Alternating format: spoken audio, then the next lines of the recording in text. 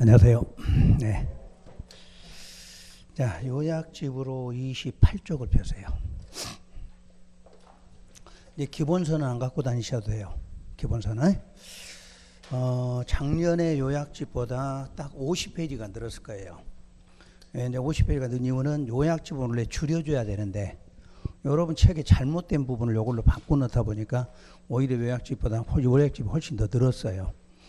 그리고 여러분들 요약집 보실 때 밑줄 그어진 거하고 글씨체가 굵어진 거 있죠? 요것만 정확하게 공부하시면 돼요. 여러분들 지문이 길다 보면 내용을 헷갈려 하는데, 그 밑줄 그어진 거하고 굵은 글씨가 나오는 지문 요것만 정확하게 하시면 공법 공부를 하실 수가 있어요. 그래서 요것만 갖고도 여러분들 80점 문제 맞을 수 있어요. 요 책 갖고도. 기본서가 아닌 요약집 갖고도 80점을 맞을 수 있으면 여러분 공부하시는데 굉장히 도움이 되실 거니까 앞으로는 좀 줄여서 이렇게 공부하시면 되고, 이제 오류가 좀 있는 게 있어요. 29페이지 한번 봐보세요. 그 요약집으로. 29페이지 하단에 보면은 토지이용 규제 기본법하고 8조 이런 거 나와 있죠. 이게 원래 얇은 글씨야, 얇은 글씨. 응? 근데 이게 굵은 글씨로 나와 있거든. 이게 이제 뭐냐면 메일상으로 보내면은 그쪽 한글 파일하고 내가 보낸 파일하고 안 맞을 때가 있어요. 그럴 때 이렇게 굵은 글씨로 통째로 나올 때가 있어. 요런 게가 좀 오류예요. 혹시 이렇게 통째로 굵은 글씨가 나온 부분은 조금 중요한 거 아니에요? 중요한 거 아니에요. 그것만 유의해서 보시면 돼. 그래서 중간중간에 보면은 그런 게 굵게 그냥 통째로 나오는 부분이 몇 군데가 있을 거예요. 그것만 여러분들이 중요하던 거 아니니까. 통째로 글씨가 굵어진 거는 중요 부분 아니에요. 오류가 생긴 거예요. 오류가. 그것만 어쩔 수 없어요. 내가 못 고친 거는. 내가 잘못된 게 아니라 파일하고 파일 사이에 이게 문제가 생겨서 이렇게 나왔을 거예요. 내가 잠깐 보니까 그런 부분이 몇 군데가 있을 것 같아요. 근데 그거는 내가 지금 중간중간 하면서 아닐 때는 중요한 거 아니라고 알려드릴 거니까 그것만 하시면 돼요. 28쪽에 보면 왜 내가 여러분들이 빨리 오늘 도착하게 했냐면, 오늘 여러분 책으로 하면 여기 여러분들 엄청 짜증나야 돼. 이 부분이 어려운 부분인데 짜증이 나. 왜? 여러분 책이 제목부터 하나도 안 맞아. 이게 제목부터가 엄청 중요 부분이거든. 여러분 시험에서 30회 동안 21번 여기가 출제된 거야. 엄청 중요한 부분이야. 그래서 여러분들 실제로 이 부분을 하면 어려워 이게요. 근데 어려운데 책까지 안 맞으면 더 어렵겠지 이게. 뭐 책까지 고쳐가면서 하려면. 그래서 오늘 여러분 부랴부랴 특송으로 온 거예요. 특송. 토요일 날 이게 끝내갖고 막 온 거니까 엄청 빨리 온 거예요, 지금. 나는 오늘 여러분 수업 중간쯤이나 아니면 오후에 도착을 해야 생각했더니 다행히 지금 오전에 수업하기 전에 와줘서 다행이에요. 그러니까 그렇게 알고서 여러분 내용 이제 들어가도록 할게요.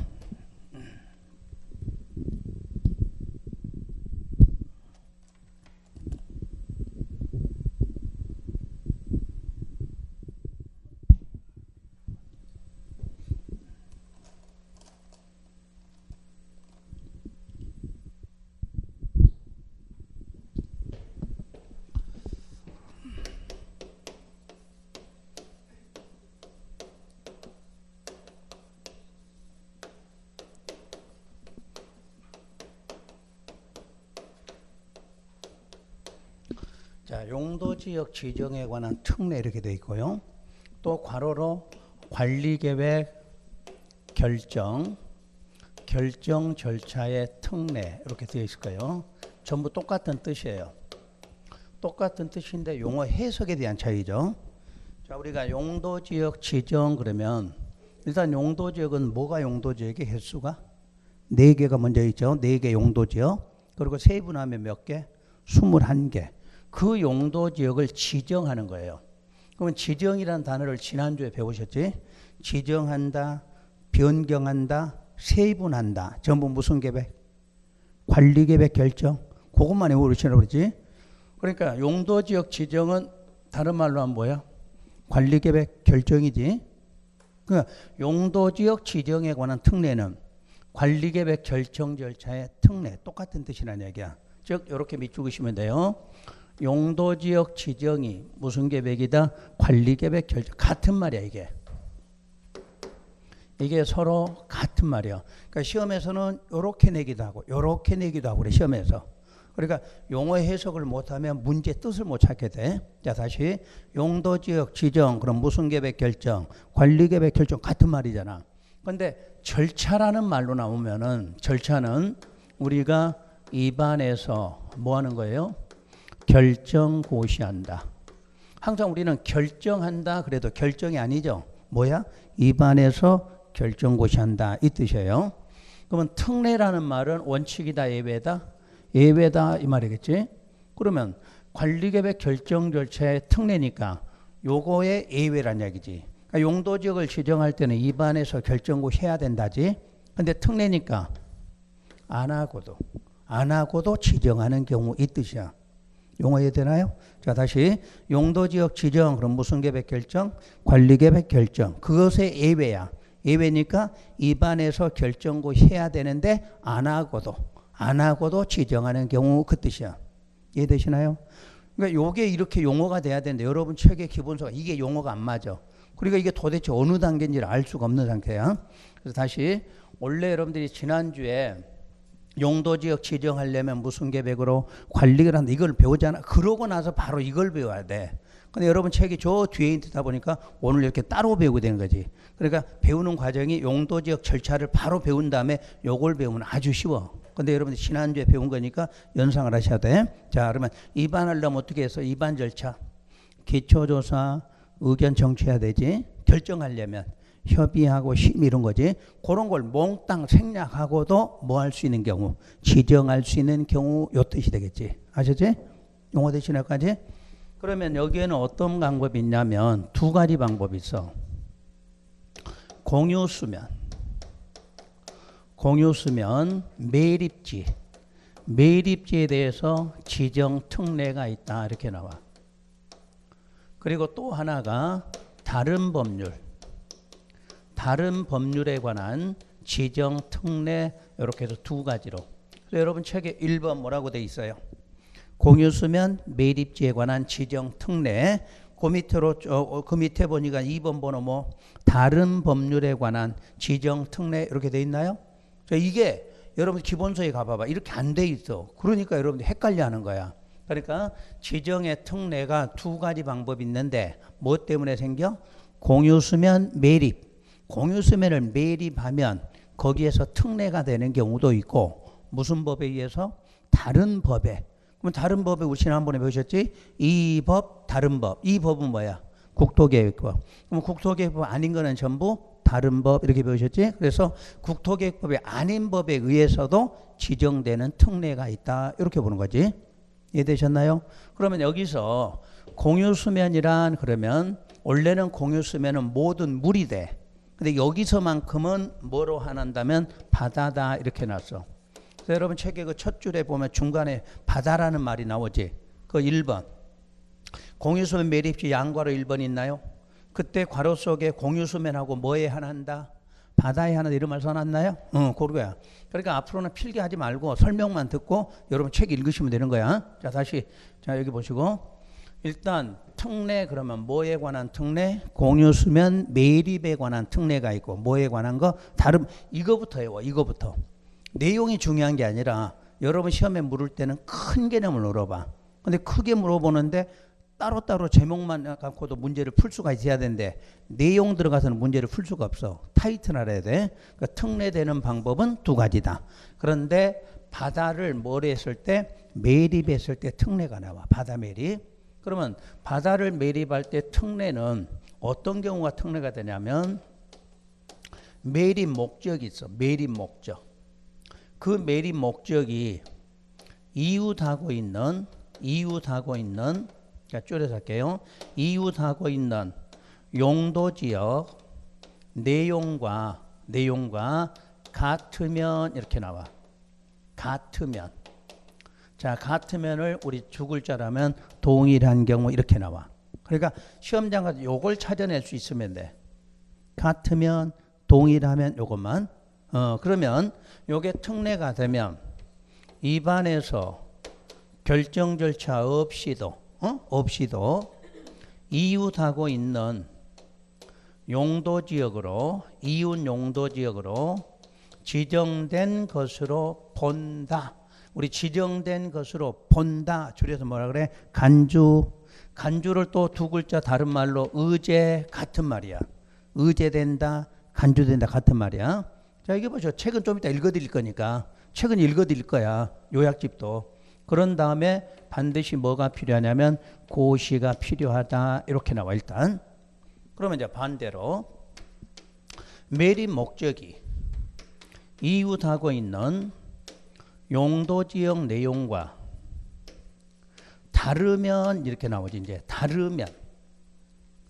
그러니까 같으면 특례인데 다르면 어떻게 할 거냐. 여기 나와. 또 하나가 둘 이상 용도지역에 걸쳐 있거나 이웃하고 있다. 이렇게. 그럼 요거는 특례냐 아니냐 요걸 보는 거지. 요건 특례가 아니다 이렇게 말해. 그럼 특례가 아니면 정상적으로 무슨 계획으로? 관리계획 결정. 관리계획 결정으로 지정하여야 한다 이렇게 나와. 그러면 이제 여러분들 시험장 가서 공유수면 매립이 특례가 되는 경우도 있고 특례가 아닌 경우도 있다지. 여러분 바다 매립했다고 다 특례 주는 건 아니란 얘기야. 특례를 줄 때는 무조건 끝에 뭐 하면 요걸 찾아내면 돼. 같으면 또는 동일한 경우 이렇게 이것만 특례야. 이런 경우는 무슨 절차 없이 위반 결정 없이 바로 옆에 있는 땅으로 지정된 것으로 본다. 그런데 지문에가 다르다, 걸쳤다, 이웃했다 이렇게 나오면 특례가 아니다. 아니면 정상적으로 무슨 계획으로? 관리계획 결정으로 지정하라 이렇게 나와. 책으로 한번 먼저 체크할게요. 먼저 양거래 1번. 매립 목적이 이웃한 용도지역과 내용과 어떻게 돼 있어? 동일 이렇게 나오잖아. 동일한 경우. 그러면 딱 머리 이거 특례 이렇게 알아두셔야 돼. 그럼 특례는 공유수면 바다 제목이 이제 나왔고 내용 들어가. 공유수면 중에 바다에 한해서 매립 목적이 밑줄 근 단어 매립구역과 이웃하고 있는 용도지역 내용과 어떻게 돼? 같은 때. 그러니까 포인트가 되면 굵은 글씨로 딱 나와 이렇게. 밑줄 그어놓고 중요 단어가 될 때 굵은 포인트가 딱 나와. 같은 때 이거 특례야. 그럼 내가 제목하고 두 개 해놓은 이유가 제목에는 동일로 나왔지. 근데 그 내용에는 어떻게 나와서 같은 이렇게. 그러니까 시험에서 두 가지를 쓸 수가 있어. 동일한 경우 이렇게 나오기도 하고 같은 경우 이렇게 나올 수도 있다는 이야기야. 그러면 이제 특례다 했으면 그 다음 줄 무슨 절차 없이 위반 결정 절차 없이 굵은 것이 나오지. 이게 이제 포인트가 되겠지. 굵은 것이 나왔고 그리고 끝에 그 다음 줄에 이와 이웃하고 있는 용도지역으로 뭐 된 것으로 지정된 것으로 본다. 그때 반드시 뭐 해야 된다? 고시. 끝 문장. 고시하여야 한다. 그럼 2번. 매립 목적이 이웃한 용도지역 내용과 다른 경우 등에서 목적이 매립 목적이 둘째 줄 이웃하고 있는 용도지역 내용과 뭐한 경우 다른 경우. 그 다음 줄 둘 이상 용도지역에 뭐 돼 있어? 걸쳐 있거나 이웃하고 있는 경우. 그럼 특례가 아니지. 그럼 그 다음 줄 무슨 계획으로? 관리계획 결정으로 지정하여야 한다. 지문 찾는 방법 알겠지? 그러니까 공유수면은 여러분들 시험장 가면 틀릴 일이 거의 없어. 같으면 다르면 이것만 구분하면 되잖아. 같으면 특례, 다르다, 걸쳤다, 이웃했다, 특례 아니다. 구분하시겠지? 그럼 같으면 끝에가 어떻게 나와야 돼? 끝에 지정된 것으로 본다. 다르다, 걸쳤다, 이웃했다. 그럼 어떻게 나와야 돼? 관리계획 결정으로 지정하여야 한다. 이거 되시나요? 그럼 우리 그림으로 한번 할게. 이제 봐요. 왜 그런 말이 생기게 됐는가?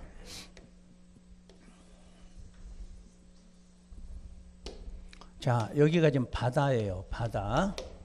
그럼 바다는 용도가 뭐로 되어 있다고 그랬나요? 용도가 도시지역이야, 자연이야? 자연이지.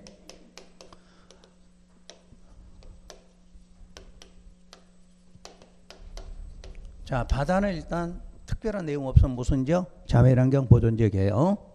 그런데 이제 용도가 바다 옆에 용도가 여기 농림지역, 여기 관리지역, 이거 자연환경 보존지역, 여기 도시지역 이렇게 지금 용도가 돼 있어. 그래서 먼저 이 부분을 매립을 했어. 요걸 그래서 매립. 그럼 매립하면 왜 매립해요? 그냥의 목적이 있어? 목적. 뭐 심심하니까 바다 가서 흙 퍼넣겠다 이렇게는 않겠지. 목적이겠지. 자, 목적이 첫째, 농지로 사용하기 위해서. 그래서 우리가 바다를 메꿔서 농지로 쓰는 게 있죠. 어디야? 우리 저 충청남도 서산에 가면 우리 정주영 씨가 땅 엄청 매립해 놨잖아. 그 서산 간척지에서 쌀 나오잖아. 그게 바로 농지 개념이야. 그런데 공장 용지로 사용하기 위해서. 그럼 공장 용지가 어디야? 요 울산 중공업 이런 거 바다 옆에 매립해 놓고 공장으로 쓰잖아 지금. 그래서 두 가지를 들여서 매립 목적이. 그러면 옆에 있는 지역은 용도가 뭔가요? 농림지역이야. 그러면 1번 목적은 매립한 목적이 옆에 있는 거하고 같아 달라? 같지. 이런 게 특례야. 이럴 때는 무슨 절차 없이, 위반 결정 절차 없이, 자 원래대로 법조문대로서 이웃하고 있는 용도지역으로 지정된 것으로 본다 이렇게 되겠지. 그럼 여기는 현재 매립된 부분은 무슨 지역으로 봐? 농림지역으로 본다는 이야기야. 그런데 농림지역으로 본다는 걸 법적으로는 바뀌었는데 우리 국민들은 알아 몰라? 모르지? 그래서 뒤에 뭐 해줘야 돼? 여기 나와야 돼. 이게까지. 어? 그러니까 지정된 것으로 보는데 아직 법적으로는 알려준 적 없잖아. 그래서 알려주기 위해서 뭐 해야 된다? 고시해야 된다. 이렇게 지문이 나오는 거지. 자, 이 부분이야. 그러면 두 번째 목적은 매립 목적이 같아 달라? 다르지. 그러면 이때는 위반 결정 절차를 거친다 이렇게 나와야 되겠지. 그 거친다는 말을 무슨 계획으로? 관리계획 결정으로 뭐 해야 된다? 지정하여야 한다 이렇게 나오겠지. 지문에가. 이해가 되시나요? 이게 바로 매립한 내용의 뜻이에요. 그런데 이제 두 번째 아까 다른 경우가 있었지. 매립을 하다 보니까 이렇게 매립했다고 가정해봐요. 이게 매립 부분이야. 그럼 어떻게 됐어? 둘 이상 용도지에 걸쳐 있잖아. 서로 또 이웃하고 있잖아. 이것도 특례다 아니다? 아니지. 그러니까 무슨 계획으로? 관리계획 결정으로 지정하여야 한다. 이렇게 나와. 뜻 알겠죠? 그러니까 바다를 매립하면 매립한 목적에 따라서 특례가 나오는 경우도 있고 특례가 아닌 경우도 있다. 이렇게 나와. 그럼 매립했을 때 목적이 일단 이웃, 옆에 있는 땅하고 목적이 같다. 그럼 어떻게 해야 돼? 무슨 절차 없이, 위반 결정 없이 옆에 있는 용도지역으로 지정된 것으로 본다. 그러면 되겠지? 근데 본다지 알 수가 없으니까 마지막 뭐 해서 고시해야 된다. 이렇게 나와. 근데 다르거나 지금처럼 서로 걸치거나 그러면 특례가 아니기 때문에 정상적으로 무슨 계획으로? 관리계획 결정으로. 예를 들어서 이 부분이 어떻게 될지 모르니까 뭐 도시지역이라든가 관리지역이라든가 별도로 지정하여야 한다. 이렇게 나와. 그러면 공유수면 문제는 시험장 가면 틀릴 일이 별로 없어. 두 개 단어만 찾으면 되니까 같다 요거 하나 찾으면 되고 다르다, 걸쳤다, 이웃했다 이렇게만 찾아내시면 그게 목적이 되니까 답을 맞출 수 있지. 여러분들 지문 암기할 필요 없어. 찾아내는 방법만 알면 되니까 같다, 다르다 이것만 찾아내면 되는 거지. 그러니까 지금 여러분 처음에 읽으면 이게 입에 잘 안 붙기 때문에 지정된 것으로 본다와 지정해야 하는데 이게 잘 안 돼 처음에는. 왜냐면 우리가 처음이야. 이게 처음 배우는 거니까. 그런데 특례다? 아니다. 요것만 연상하시면 돼. 그리고 자꾸 읽다 보면 이제 입에 붙어. 지정된 것으로 본다. 지정해야 한다. 요게 입에 배는 거지. 그러니까 자 다시 특례일 때는 끝에가 어떻게 나온다? 끝에만 지정된 것으로 본다 하고 뒤에 뭐 나와? 고시. 근데 시험에서 고시는 써줘도 되고 안 써도 상관없어. 지정된 것으로 본다. 이게 필요한 거니까. 그러면 이제 특례가 아니다. 그럼 어떻게 해야 돼? 관리계획 결정으로 지정하여야 한다. 이렇게만 하면 돼. 시험장 가서 그 지문만 찾아내시면 되는 거예요. 자, 그러면 이제 공유수면 해결이 됐어. 자, 문제는 다른 법률. 다른 법률에 의해서 특례가 나온다. 이렇게 나왔어요. 그러면 그 첫 번째 줄 한번 읽어보세요.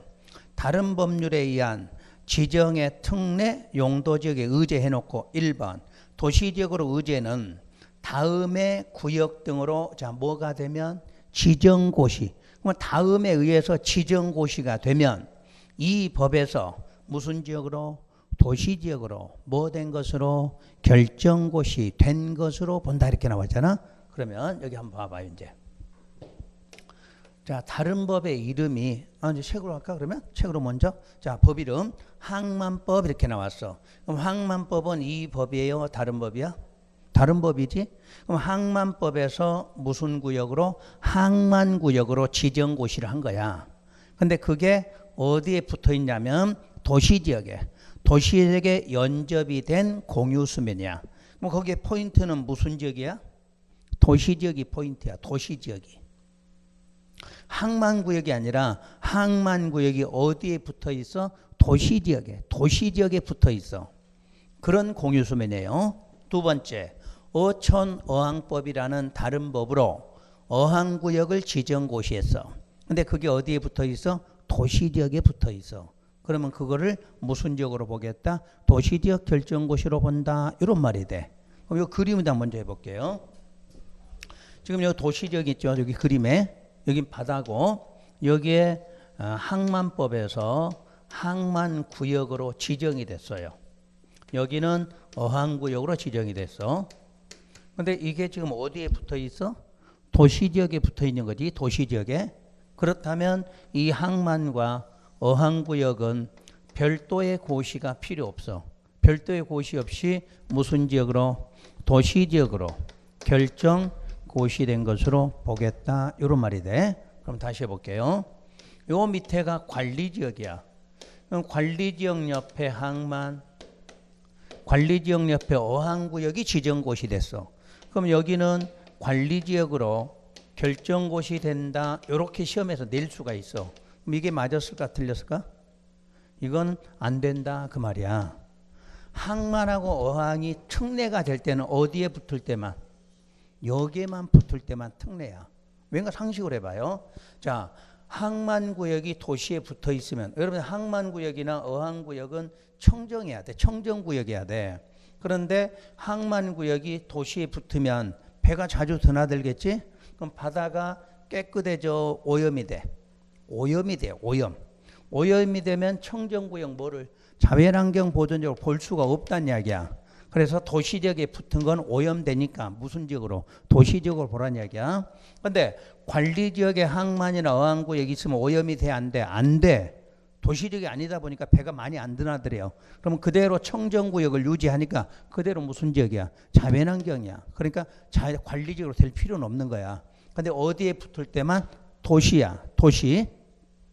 그러니까 시험에서 항만구역이 어디에 붙어 있다? 도시. 이때만 무슨 지역? 도시지역 특례야. 관리지역 됐다고 관리지역 됐다 이런 거는 없다 그 말이야. 그러니까 시험에서 포인트가 도시지역이라고 그랬어. 그 말은 이 용도지역 이름이 표시가 되면 요걸 꼭 기억해야 돼. 이거 없으면 시험 문제가 안 되는 거야. 그러니까 항만 어항 백날 외워봤자 필요 없어. 항만 어항이 어디에가? 도시에 붙은 거냐. 도시에 붙은 경우. 그때는 무슨 지역으로 봐? 도시지역으로. 그러면 자 울산광역시 이제 바다 있지 옆에 가서 자 울산광역시에 가서 이제 손 좀 씻었어. 어디 지역에 손 씻은 거야? 자연에서 손 씻은 거 아니야? 무슨 지역? 도시지역에 손 씻은 거야. 도시지역에서. 그러니까 항상 도심 옆에 바다는 무슨 지역으로 봐? 도시로 봐. 원래 바다는 무슨 지역인데? 이걸 알아야 돼. 자연환경 보존지역은 보존하려고 한 건데 도시지역 옆에 붙으면 보존이 아니라 개발 쪽으로 바뀌는 거야. 개발 쪽. 그러니까 바다도 개발 쪽으로 바뀌면 무슨 지역? 도시지역 이렇게 돼. 그러니까 시험에서는 요 말을 빼면 무조건 시험 문제가 틀려. 항만, 어항 그럼 어디가 나와야 돼? 도시에 붙은 경우야. 도시지역. 그래서 거기 도시라는 말이 딱 표시가 된 거야. 근데 이제 그 밑에 거를 보면 산업입지법에 국가산업, 일반산단, 도시첨단 산업단 이렇게 써놨나요? 그럼 우리가 지난 과정에 이걸 배웠어. 산업입지 및 개발에 관한 법률을 약칭하면 산업입지법 이렇게 나와. 그러니까 지금은 있는 법을 그대로 써드렸어. 저 뒷부분에 가면 그냥 산업입지법 이렇게 써놓을 거야. 그럼 산업입지법이 뭘 지정하는 법인가 그러면 무슨 단지 지정한다고 그랬죠? 산업단지. 그래서 옛날에 공업단지를 이름을 바꿔서 뭐로? 산업단지로 이름이 바뀌었어. 산업단지. 그러니까 옛날에는 공단이지. 지금 뭐라 그래? 산단이라고 그래. 산단. 그러면 산업단지 종류가 몇 개가 있느냐? 4개가 있어. 국가산업, 일반산업, 도시첨단산업단지. 그리고 하나 뭐 배웠나요? 농공단지. 지난 과정에 이거 배웠잖아. 지난 과정에. 그런데 농공단지는 여기 빠져있지. 무슨 세 개만? 세 개만이야. 세 개만. 그러니까 세 개 한해서 요게 지정되면 여기를 무슨 지역으로? 도시지역으로 결정 고시된 것으로 본다. 이런 뜻이야. 왜냐? 우리 공장이라는 것은 개발 쪽이야? 보전 쪽이야? 개발이지. 그런데 보전 쪽에다가 산업단지 지정해놓고 공장 만들 수가 없겠지. 그러면 도시지역으로 바꿔줘야 돼. 그럼 도시지역으로 바꾸려면 시간이 어떻게 돼? 많이 걸리지. 또 입안에서 결정자를 거쳐야 될 거 아니야. 그러면 그럴 때는 저 세 개만 지정하면 용도가 뭐든 간에 상관없이 기존의 용도 상관없이 전부 뭐로 봐? 도시적으로 보는 거야. 그럼 도시적으로 바로 보니까 뭐 할 수 있어? 공장 바로 지을 수 있게 된다. 이렇게 되겠지. 그래서 산업단지 중에 몇 가지가 나오면 세 가지가 나올 때 거기는 무슨 지역으로 본다? 도시지역이야. 여러분 시험에 이제 틀리기 쉬운 게 뭐냐면 산업 잘 봐. 여기 봐. 여기 봐. 여기 봐. 산업입지법에 산업단지가 지정고시 되면 도시지역 결정고시로 본다. 이렇게 시험 문제가 나와. 맞아 틀려? 틀려. 산업단지는 자, 네 개로 보니까 네 개 중에 뭐야? 요건 안 들어가는 걸로 되어 있잖아. 그러니까 산업단지 이름은 반드시 이름이 나와야 돼. 무슨 산업? 국가산업, 일반산업, 도시첨단. 세 개만 되는 거야. 세 개만. 그러니까 그냥 산업단지는 도시지역 그러면 안 돼. 산업단지가 몇 개를 말해? 네 개를 말하는 거니까. 그래서 세 개만 무슨 단지? 세 개의 산업단지는 무슨 지역? 도시지역이야. 그 다음에 거기에 택지개발 촉진법에 택지개발지구, 그 다음에 전원개발 촉진법에 전원개발 사업구역과 예정구역 이렇게 돼 있죠. 이런 것들은 전부 도시지역 결정고시로 봐요. 그러면 이제 여기다 적고 할게요. 여러분 지금 내가 아직 말을 못 알아들으니까 다시 적어놓고 할게요. 자, 1번 무슨 구역? 항만구역. 2번 어항구역. 3번은 산업단지 3개야. 국가, 일반, 도시첨단 산업단지 3개만. 네 번째는 택지개발지구. 5번째 전원개발 사업구역, 예정구역이죠. 그때 항만하고 어항구역은 어디에 붙어야 돼? 도시지역에 연접되어 있어야 돼. 그러면 3개는 용도지역 상관이 있어 없어? 상관없지? 요걸 적어놔. 여기는 아무 지역에나 들어가도 상관없어. 근데 여기는 반드시 뭐로? 도시지역으로 명시돼 있잖아. 명시된 용도가 나오면 거기 안에서만 이루어져야 돼. 근데 3, 4, 5번은 지역 이름 없잖아. 그때는 어디? 아무 데나 다 돼. 용도지역 상관없이 다 된다. 이렇게 해야 돼. 자, 여기다 그림 다시 할게. 봐요.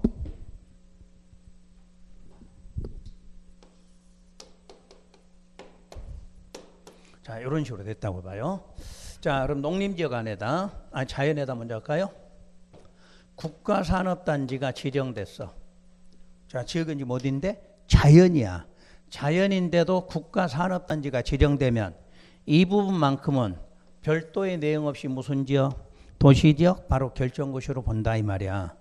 그런데 공장을 원래 지으려면 자연을 뭐로 바꿔야 돼? 도시로 바꿔야 돼. 그럼 도시로 이렇게 변경하려면 원래대로 하려면 무슨 계획으로? 관리계획 결정을 해야 되겠지. 근데 관리계획 결정 입안에서 결정고시려면 시간이 너무 많이 걸려. 또 절차가 복잡하고. 그러니까 법에서는 특히 산업입지법에 무슨 단지 지정하면 국가산업단지가 지정하면 따로 변경시키지 말고 거기를 바로 무슨 지역으로? 도시지역으로 보자. 이렇게 법으로 정했다 그 말이야. 그러면 절차 생략하니까 그만큼 빨리 지정하지. 그래서 타이틀이 뭐야? 용도적 지정할 때 특례. 무슨 계획 없이 관리 계획 없이 지정된 걸로 보자. 그러면 더 빨리 할 수 있게 된다. 이런 뜻이겠지. 그러면 여기가 일반 산업단지 지정됐어. 그럼 여기서 일반 산업단지도 바로 무슨 지역? 도시지역 되는 거야. 저 부분만. 여기에 도시첨단 산업단지가 지정돼도 바로 무슨 지역? 도시지역 되는 거지. 그러니까 세 개의 산업단지는 용도가 어디든 상관없이 지정만 되면 거기는 무슨 지역 된다? 도시지역 된다 이 말이겠지. 여기까지 되시나요? 그럼 택지로 할게요.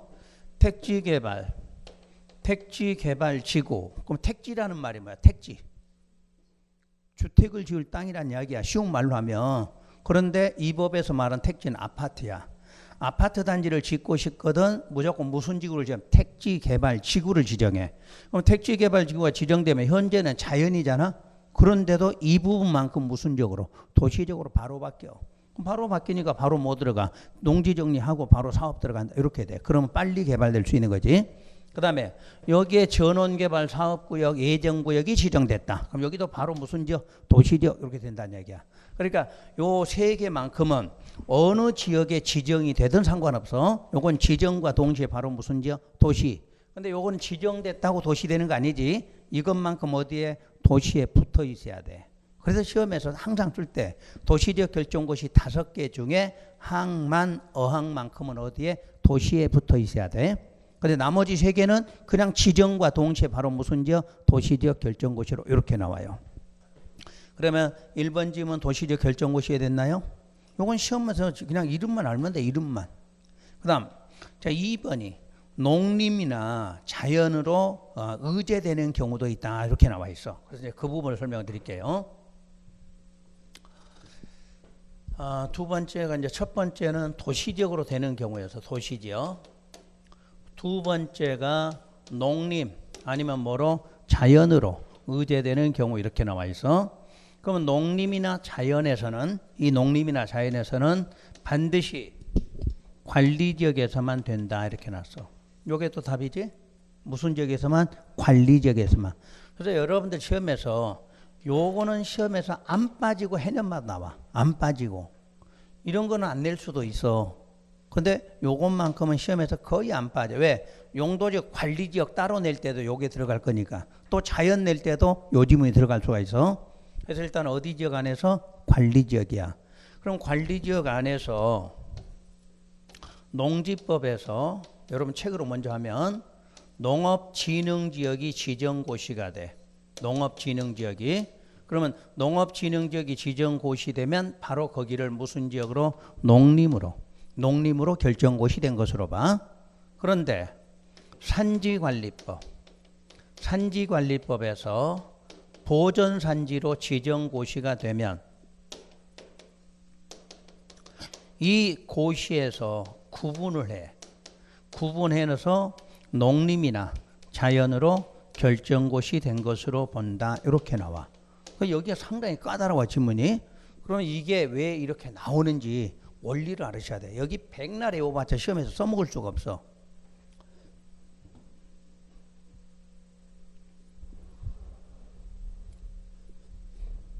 그러니까 여러분 책이 구성이 잘못되다 보니까 우리가 앞에서 설명을 못했어.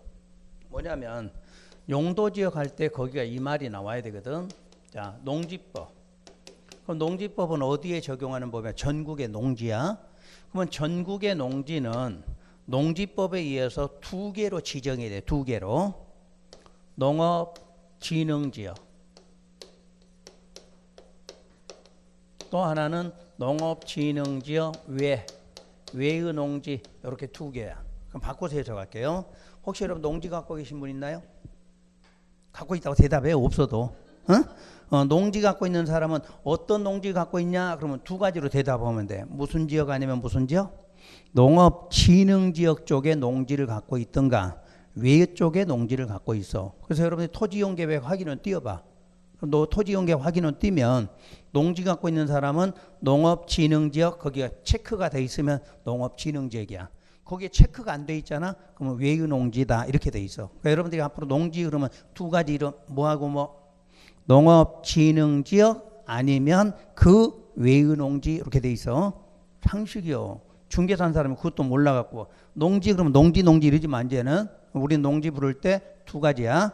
농업진흥지역 쪽인지 그 외 쪽의 농지인지 이렇게 말을 해야 돼. 응? 그러니까 누가 내 거 농지 좀 팔아주세요 이렇게 오잖아. 어디 건데? 이렇게 물어봐야 돼.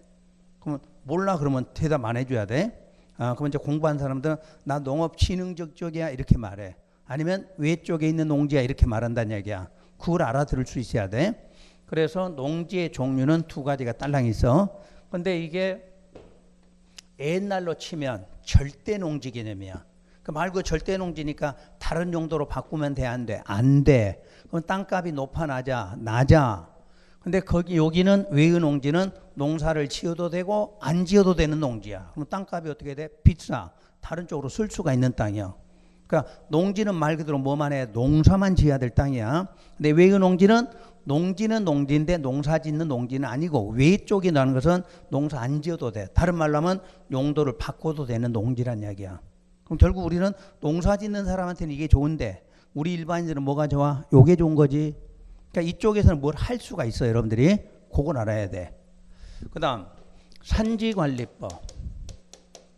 산지관리법도 산의 종류가 두 가지가 있어. 보전산지가 있어. 또 하나는 준보전산지라고 돼 있어. 그래서 여러분들 임야 갖고 있는 사람 토지용계획 하기는 뛰잖아. 그럼 보전산지, 준보전이 딱 있어. 그럼 보전산지에 체크됐어? 그럼 이건 계속 산으로만 갖고 있어야 돼. 준보전 체크돼 있어? 용도 바꿀 수 있어. 그러니까 여러분들 이거는 계속 농지하고 산을 뭐 하라고? 보전하려고 돼 있는 거야. 요건 외적으로 쓸 수 있는 땅, 요런 개념이 돼. 그럼 요런 곳이 있으면 여기는 농림지역이 돼. 농림지역 지정 대상이 될 수가 있어. 그러니까 우리가 농림지역을 지정할 때는 농지법의 무슨 지역이거나 농업진흥이거나 산지관리법의 보전산지 쪽을 주로 무슨 지역으로? 농림지역으로 지정하게 돼 있다 이렇게 말해. 그럼 나머지 농지와 나머지 산지는 바로 관리지역이야. 관리지역 지정 대상이다 이렇게 말해. 그럼 관리지역 지정이면은 요놈보다는 어떻게 돼? 더 개발 가능성이 있다 이 말이겠지. 그래서 여러분들 배운 적 있잖아. 관리지역은 세분하면 몇 개로 세분이 돼? 3개. 계획, 생산, 보전이 되지. 계획 관리는 나중에 뭐로? 도시지역. 그러니까 이게 도시적으로 쓸 수가 있는 거야. 도시지역으로도. 그 다음에 농지만 쓰려면 그때 뭐로? 생산은 농림지역이겠지. 그 중에 보전은 뭐로? 자연적. 그러니까 이렇게 이쪽에 농이나 산은 3군데로 쓸 수가 있어. 3군데로. 그러니까 개발도 되고 보존도 될 수가 있는 땅이지. 그러면 지금 여기에서 관리지역이라는 말이 써 있잖아. 그럼 관리지역의 농지면 무슨 농지야? 요거야? 아니지. 관리지역 농지는 외의 농지겠지. 관리지역의 산은 뭘까? 준보전. 그 뜻이야. 그러니까 이게 관리지역이다 그 말은 논이 있으면 뭐야? 농업진흥지역 외쪽이란 이야기야. 산은 준보전이라 이 뜻이 되는 거야. 이 뜻을 알아야 되겠지? 그러니까 앞으로 관리지역 하면 관리지역으로 받아주면 안 돼. 이렇게 받아줘야 돼. 이렇게. 이해가 되시나? 그래서 이걸 우리가 앞에서 못 배우고 온 거잖아. 근데 실제로는 앞에서 이걸 배우고 왔어야 되는 거지. 그래야 여기서 써먹는 거지. 오늘 처음 배운 거야. 다시. 앞으로 산이 있다. 논이 있다. 그러면 일단 크게 2개로 봐라. 뭐 아니면 뭐다? 농림 아니면 뭐 관리야. 농림 아니면 관리로. 농림 쪽에는 뭐가 있어? 농업진흥 보전산지야. 그럼 나머지 그 외쪽은 바로 관리지역으로 돼 있어. 그러니까 관리지역은 뭔가 이제 바꿔줄 수가 있는 거지. 자, 그럼 해봐요. 여기가 지금 관리지역이야. 그럼 이렇게 나눠볼게요. 여기 농지고 산이야. 그럼 분명히 여기가 관리지역이니까 관리지역에 논이 있다. 그럼 뭐야? 농업진흥지역 외지. 관리지역 안에 산이 있다. 그럼 뭐야? 준보전이겠지. 근데 여기를 지금 이 부분을 농지법에서 거기를 뭘로 지정했어? 농업진흥지역으로 지정고시가 되면 이 부분만큼은 무슨 지역으로? 농림지역으로 결정고시된 것으로 보겠다 이 말이겠잖아. 그지? 아까 배운 대로 무조건 농업진흥지역 그럼 뭐가 돼야 돼? 농지가 돼야 되잖아. 농지. 농지니까 무슨 지역? 농림이 돼야 된다 그 말이지. 그러니까 다시 관리지역 안에 농지 그 말은 무슨 농지야? 농업진흥지역 외의 농지야. 거기다가 농지법에서 뭐만 지정하면 농업진흥만 지정하면 별도의 절차 없이 무슨 지역으로? 도시지역으로 바뀐다 이 말이 되는 거지. 그 다음에 이제 산이야.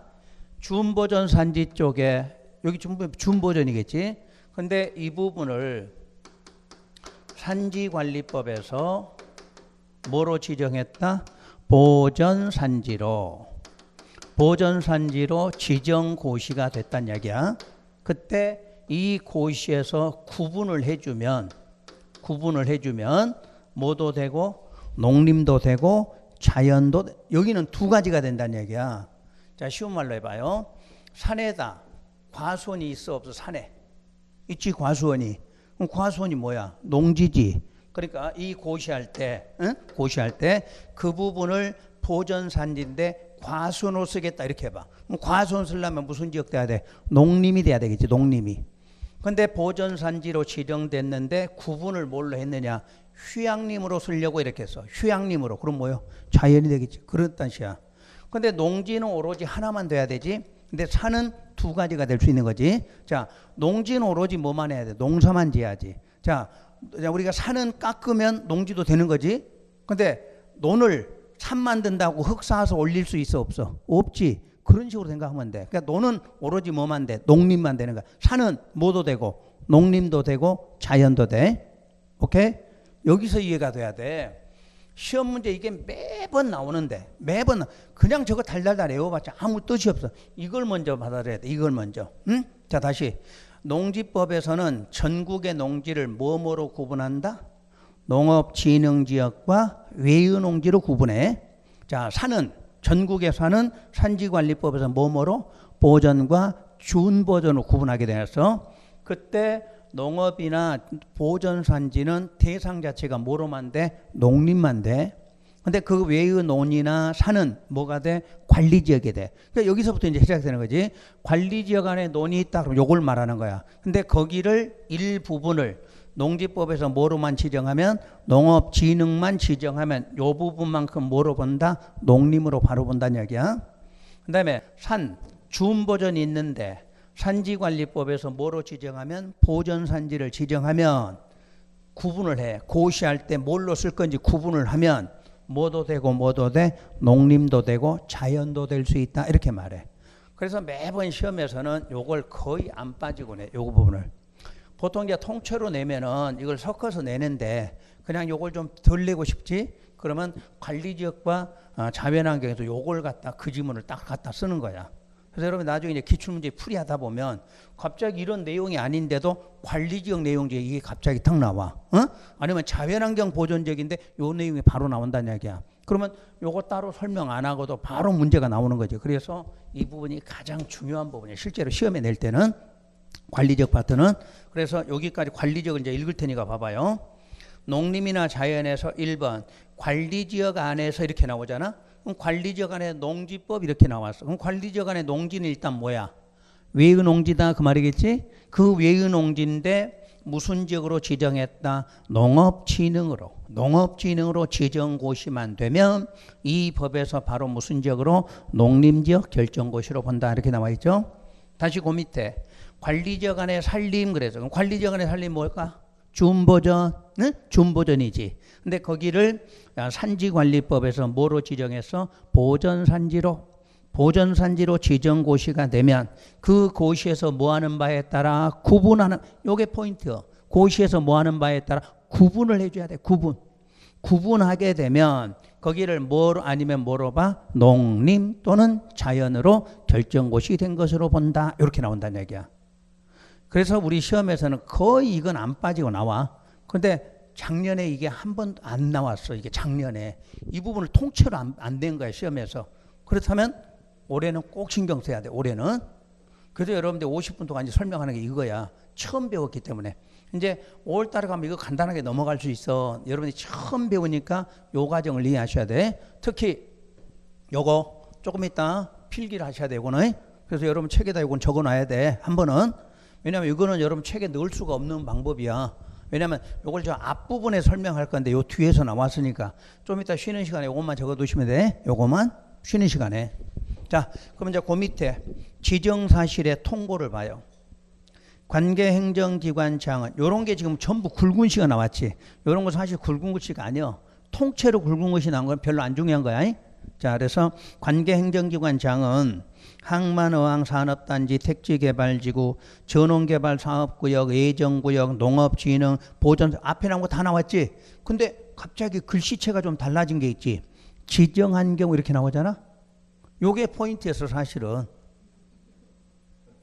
근데 글씨가 그냥 다 커졌어. 다 커진 데 보면은 또 글씨체가 좀 다른 게 나와. 그래서 앞에 봐봐. 관계행정기관장은 글씨체 다르잖아. 요게 포인트요. 관계행정기관장이 지금까지 우리가 배운 것을 뭐 하게 되면 지정. 저쪽 오른쪽 페이지 저쪽 끝에 지정. 그 동그라미 해봐. 글씨가 우리 이제 글씨가 굴리는데 거기는 이제 대신 동그라미 해야지. 그러니까 포인트는 관계행정기관장이 지금까지 우리가 배운 내용을 뭐 하면 지정한 경우에는 고시된 지형도면 지형도에다 그 사실을 표시하고 관할 특광시 장구석에 뭐하라? 통보하라. 중요하진 않아 이 부분은. 자, 그 다음에 4번 용도지역 환원 등 1번 종전 용도지역으로의 환원 의제 규정에 해당하는 구역 등이 뭐가 되면 해제가 포인트가 들어가 있지. 해제가 되면 셋째 줄로 가서 따로 정하고 있지 아니한 때에는 지정하기 이전에 용도지역으로 뭐 된다? 환원된 것으로 본다. 이때 환원 사실은 뭐 해줘야 돼? 고시해야 된다. 이렇게 돼 있지? 자, 여기 봐봐요.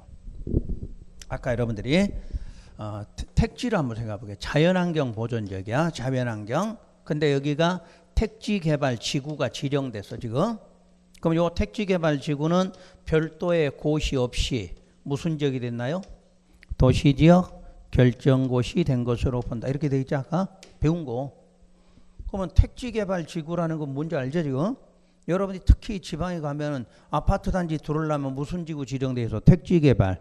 그럼 요 안에 있는 땅을 사들이려면 뭐 해야 돼? 수용 배웠지? 수용해야 돼. 그럼 수용하면 뭐 해야 돼? 보상해야 되겠지? 그런데 택지개발지구는 지정해놓고 10년이 가도 사업을 안 하고 있는 거야. 돈도 안 주고. 그럼 여러분이 어떻게 하면 돼? 야, 돈 내놓던가 해제하던가 이렇게 할 거 아니야. 데모할 거 아니야. 그랬더니 돈을 주면 상관없는데 야, 토지공사가 나 돈 없어서 더 이상 못 하겠다. 그래서 못 할 테니까 나 이거 해제시키겠다. 해제시켰어. 그러면 원래 이렇게 됐던 것이 아까 고시했었지? 고시 안 했었지? 근데 해제가 되니까 이렇게 됐던 것이 원래대로 뭐 해야 돼? 환원이 돼야 되지. 환원이 돼야 돼. 근데 환원될 때는 뭐 해줘야 돼? 고시를 해야 돼. 잘 봐. 이렇게 될 때는 고시를 안 한다고 그랬지. 왜 안 하느냐? 여기 땅이 자연이었는데 도시로 되는 거지. 그럼 도시로 되는 게 여러분이 손해 볼 일이 있어 없어? 없지. 보존 쪽에서 개발 쪽에 땅값이 올라가니까 여러분 손해 볼 일이 없잖아. 고시 안 해도 상관없는데 도시였던 것이 갑자기 어디로 가는 거야? 다시 자연으로 가잖아. 그럼 땅값이 어떻게 돼? 갑자기 또 떨어지는 거지. 이럴 때는 국민들한테 피해를 보지 않도록 뭐 해야 돼? 알려줘야 돼. 그래서 이때는 알려줘야 돼. 다시 해제. 지정했던 것이 뭐 되면 해제되면 원래 용도로 뭐 돼? 환원. 환원될 때는 반드시 뭐 고시가 요거야.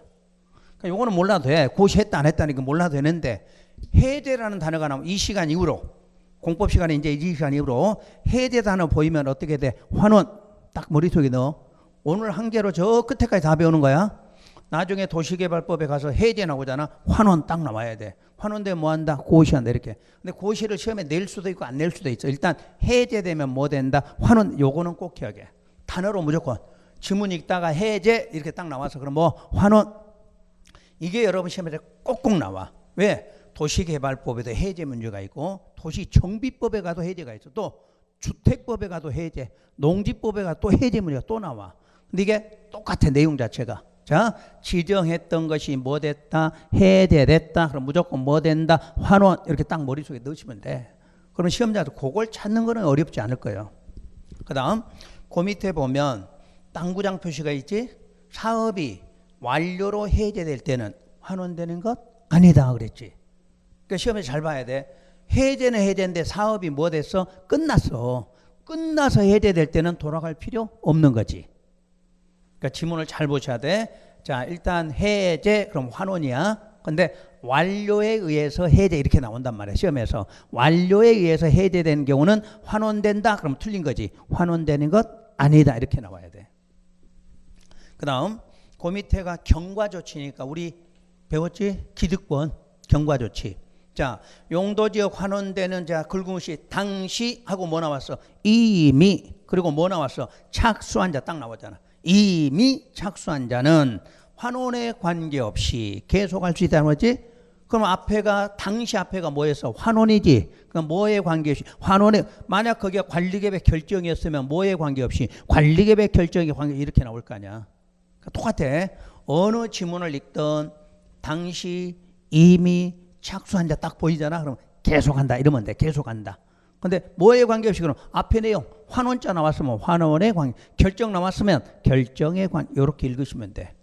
그러니까 이 경과 조치도 한두 번이 나오는 게 아니야. 어디든지 시험에 낼 수가 있어. 왜?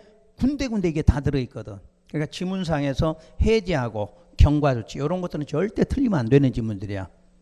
근데 한 번 배워도 뒤에 가서 안 해도 이거는 맞출 수 있어야 돼. 자, 거기까지 공부하시고.